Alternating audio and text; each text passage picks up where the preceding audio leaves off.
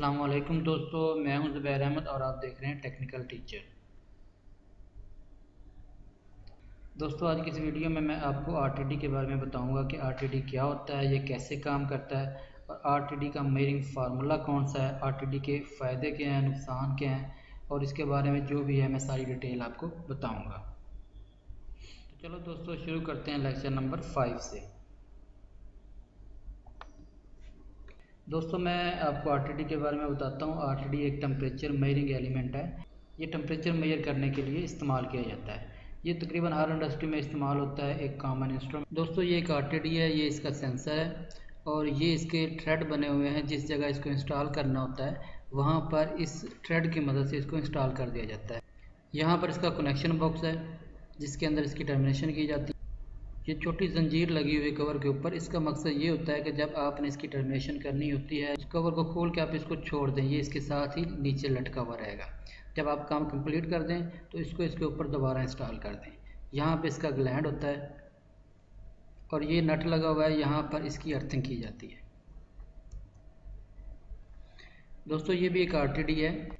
इसको आमतौर पर जो कंजस्टेड प्लेसेस होती हैं, जिस जगह पे आरटीडी को इंस्टॉल करना और उसकी केबल पहुंचाना मुश्किल होता है, जैसा कि टरबाइन के बेरिंग्स होते हैं या फिर जनरेटर के बेरिंग्स हैं, मोटरों के बेरिंग्स हैं या मोटरों की वाइंडिंग्स हैं या और भी कुछ ऐसी जगह जहां पर हम आरटीडी को डायरेक्ट इंस्टॉल नहीं कर सकते, तो इस टाइप के आरटीडी वहां पर इंस्टॉल किए जाते हैं। ये इसका सेंसर है। इसको जहाँ पर इंस्टॉल करना है वहाँ पर एक फिटिंग बनी हुई होगी, इसको उधर लगा देंगे, लगा के इसको फिक्स कर देंगे।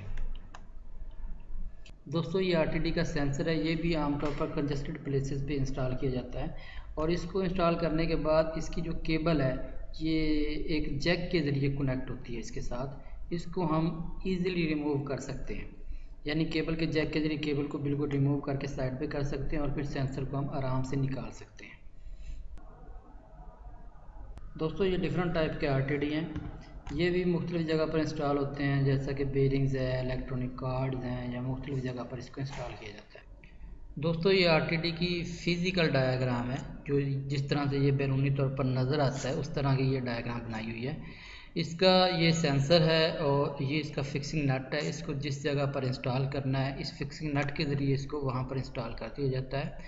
और ये इसका कनेक्शन बॉक्स है और इसके अंदर आरटीडी के कनेक्शन होते हैं और यहाँ पे ग्लैंड लगता है ताकि केबल फिक्स हो जाए और केबल लूज़ ना हो।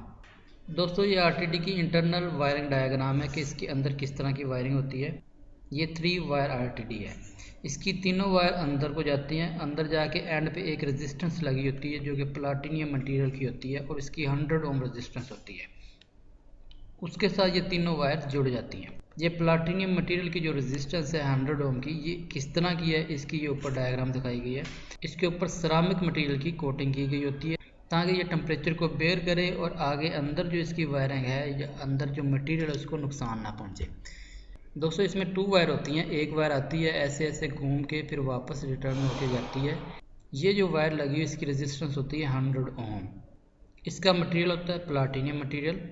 ये एक्चुअली 2 वायरें इससे जा रही होती हैं और जो तीसरी वायर होती है वो इसी दूसरी वायर के साथ ही कनेक्ट हो जाती है, पैरेलल में लगी होती है। दोस्तों, अब मैं 2 वायर आरटीडी के बारे में आपको बताता हूँ कि इसकी इंटरनल वायरिंग डायग्राम किस तरह से है और इसकी जो इंडिकेटर में वायरिंग डायग्राम है वो किस तरह से है। तो देखें, ये आरटीडी की इंटरनल डायग्राम है। यहाँ पर आप समझ लें कनेक्शन बॉक्स है जो आरटीडी का, जहाँ पर आप टर्मिनेशन करते हैं और केबल ग्लैंड करते हैं।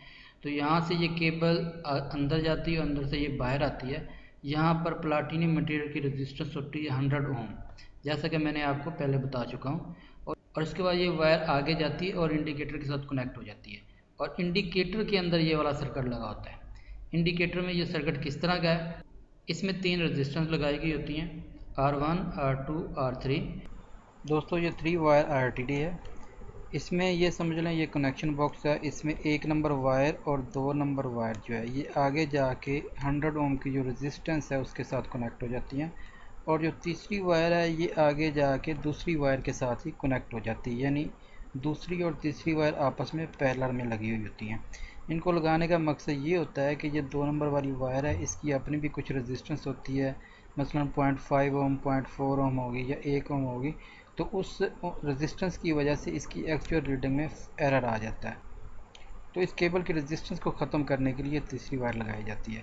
बाकी जो इंडिकेटर के साथ ये वाला सिस्टम जो लगा होता है या मॉड्यूल के साथ लगा होता है वो मैं ऑलरेडी आपको बता चुका हूँ।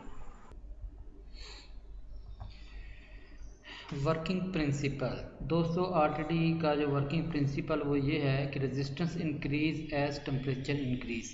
रेजिस्टेंस बढ़ेगी तो टेम्परेचर बढ़ेगा।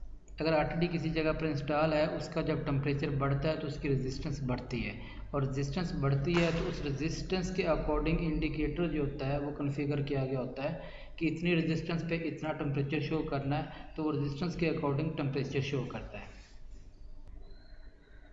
आरटीडी की रेंज दोस्तों, आरटीडी की रेंज होती है -258 से लेकर 727 सेंटीग्रेड, लेकिन इसको ज़्यादातर 300 सेंटीग्रेड तक यूज़ किया जाता है। उससे ज़्यादा अगर रेंज है तो उसके लिए फिर थर्मोकपल को यूज़ किया जाता है, क्योंकि 300 से ज़्यादा सेंटीग्रेड पर ये कोई ज़्यादा अच्छी एक्यूरेसी नहीं देता, इसलिए ज़्यादातर आरटीडी को 300 सेंटीग्रेड तक के लिए यूज़ किया जाता है। एक्यूरेसी, आरटीडी की एक्यूरेसी है 0.00001 सेंटीग्रेड, और ऑलमोस्ट अगर कोई भी टेम्परेचर सेंसर है उसके लिए 0.1 सेंटीग्रेड की एक्यूरेसी बेस्ट एक्यूरेसी काउंट की जाती है, और इसकी एक्यूरेसी तो बहुत ही ज़्यादा बेस्ट है, यानी 0.0001 सेंटीग्रेड है। आरटीडी का टेम्परेचर चेक करने के लिए उसका एक टेबल बना हुआ होता है, उस टेबल के ज़रिए उसका टेम्परेचर देखते हैं कि इतनी रेजिस्टेंस के अकॉर्डिंग इतना टेम्परेचर आएगा। तो ये टेबल मैंने आपको सामने दिखाया हुआ है। इस टेबल में ये आप देखें, ये इसका टेबल है, इस पर ये लिखा हुआ है 0 सेंटीग्रेड, -10 सेंटीग्रेड, -20, 30 और -90 सेंटीग्रेड तक। तो 0 सेंटीग्रेड पे ये रेजिस्टेंस देता है 100 ओम, -10 सेंटीग्रेड पे ये 96.08 ओम रेजिस्टेंस देता है, -20 सेंटीग्रेड पर 92.15 रेजिस्टेंस देता है। और ये आगे इस तरह आप ये देखें, ये सारी आपको बताया गया हुआ है कि कितने टेम्परेचर पे कितने रेजिस्टेंस देता है। -90 पे 64.28 रेजिस्टेंस देता है, और आगे 0 सेंटीग्रेड है, 0 सेंटीग्रेड पे ये 100 ओम रेजिस्टेंस देता है। 10 सेंटीग्रेड पे 103.90 सेंटीग्रेड रेजिस्टेंस देता है। 20 सेंटीग्रेड पे 107.79 सेंटीग्रेड रेजिस्टेंस देता है, और इस तरह ये आगे बढ़ता जाता है। ये आप देखेंगे 90 सेंटीग्रेड पर 134.70 सेंटीग्रेड रेजिस्टेंस देता है। ये 100 सेंटीग्रेड है, 100 से ये 110 पे कितनी आएगी, 142.29 सेंटीग्रेड। 120 पर आएगी 146.06 सेंटीग्रेड। इस तरह ये 200 से आगे शुरू हो रही रेंज इसकी सारी। 200 पे ये है, 210, 220, 230, फिर ये 300, 400 तक, 500, 600, 700 तक, 700 से आगे 710, 720, 730, ये इस तरह इसकी रेजिस्टेंस है। तो दोस्तों, उम्मीद करता हूँ आपको इस टेबल की समझ आ गई होगी। दोस्तों, इस वीडियो के बारे में आपने फीडबैक लाजमी देनी है कि ये वीडियो आपको किस तरह की लगी, और किसी किस्म की कोई भी सजेशन है तो आप लाजमी उसको कमेंट बॉक्स में शेयर कीजिए।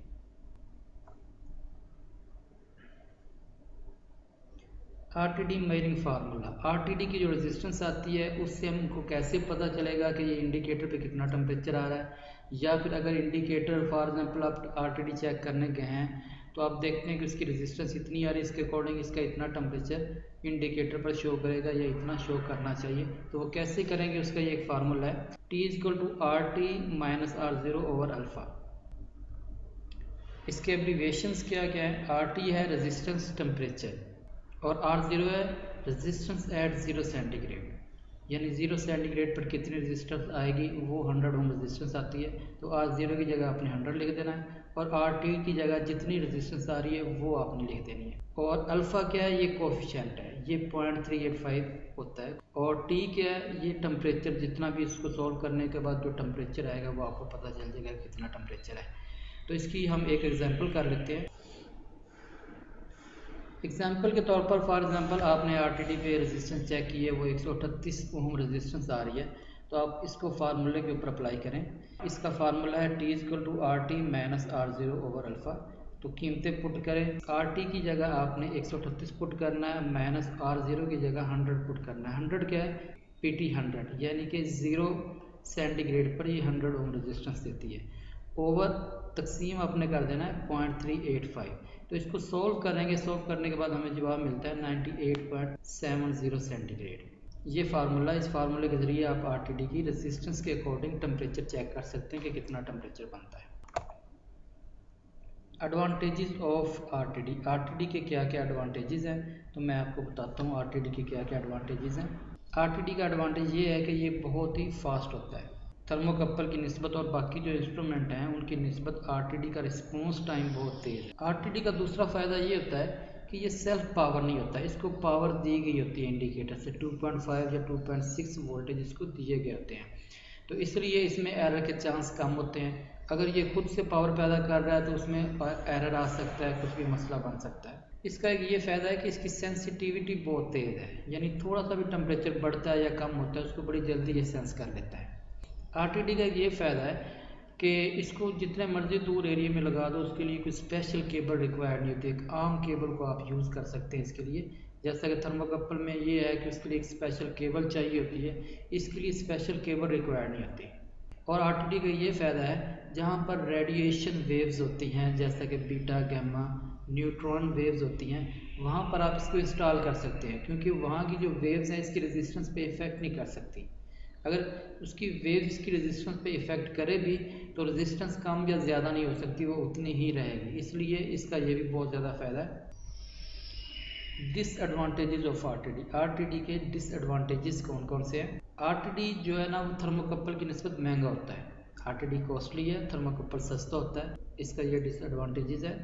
दूसरा ये है कि आरटीडी को वाइड रेंज यानी ज़्यादा रेंज के लिए इसको यूज़ नहीं कर सकते, इसको कम रेंज के लिए यूज़ करते हैं, तो ये भी इसका डिसएडवांटेजेस है। इसका ये भी नुकसान है कि इसको पावर सप्लाई चाहिए होती है, सप्लाई देकर हम इसकी रेजिस्टेंस चेक करते हैं। अगर सप्लाई नहीं है या सप्लाई ख़त्म हो जाती है तो ये सही तरह से रेजिस्टेंस नहीं देगा।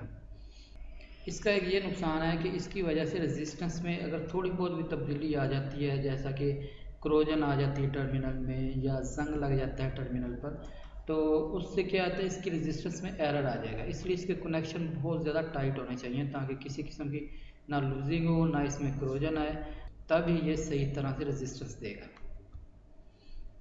Failure mode of RTD. RTD का फेलियर मोड पे ये क्या करता है, अगर आरटीडी की केबल रास्ते में कहीं से टूट जाती है तो ये एक ओपन सर्किट हो जाएगा। ओपन सर्किट मतलब बहुत ज़्यादा रेजिस्टेंस, मेगा ओम में रेजिस्टेंस आएगी, तो उससे ये हाई रेंज टेम्परेचर शो करेगा, मैक्सिमम टेम्परेचर शो करेगा। अगर आरटीडी की केबल कहीं पर शॉर्ट हो जाती है तो ये कम टेम्परेचर शो करेगा, क्योंकि रेजिस्टेंस कम हो जाती है शॉर्ट होने से, इसलिए ये कम टेम्परेचर शो करेगा। तो दोस्तों आज की वीडियो हमारी यहाँ पर ख़त्म हुई। अगर किसी किस्म का कोई भी क्वेश्चन हो तो आप कमेंट बॉक्स में पूछ सकते हैं। आज के लिए बस इतना ही, मिलेंगे एक नई वीडियो के साथ, तब तक के लिए इजाज़त दीजिए। अल्लाह हाफिज़।